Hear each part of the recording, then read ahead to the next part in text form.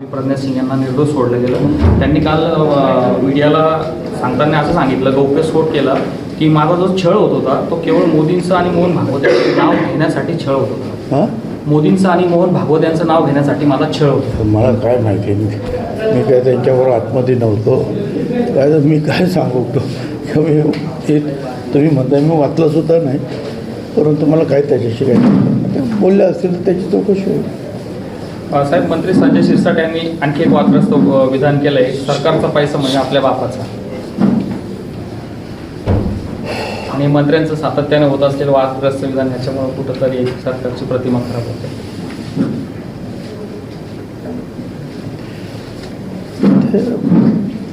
आता हे जे काय आहे ते आमच्या प्रत्येक तिन्ही पक्षाच्या प्रत्येक पक्षाचे जे आहेत नेते आहेत, BJPचे नेते आहेत, प्रमुख आहेत, मुख्यमंत्री आहेत, फडणवीस आहेत, शिंदे गटाचे जे आहेत एकनाथराव आहेत आणि अजित पवार गटाचे अजितदादा आहेत. आता हे प्रत्येकाचे जे आहेत मंत्री आहेत, तर कोण काय बोलतं, कोण चुकीचं बोललं आहे, कोण योग्य चुकीची कृती केली, तर त्या नेत्यानं म्हणजे फडणवीस साहेब, शिंदे, अजितदादा यांनी ते पाहायचं ना की बाबा काय चाललंय, काय कोण काय बोलतंय.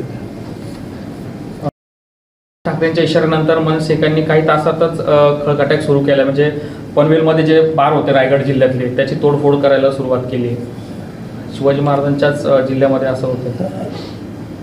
असं नाही की चुकीचं काय असेल तर त्याच्यासमोर निदर्शनं करणं, शांततापूर्ण करणं, अनेक जे आहेत लोकशाहीला अभिप्रेत असलेले मार्ग आहेत, त्याला काही विरोध असायचं काही कारण नाही. परंतु फडणवीस साहेबांनी सुद्धा सांगितलं की कृपा करून कोणीही कायदा हातात घेऊ नये. साहेब, शेवटचा प्रश्न.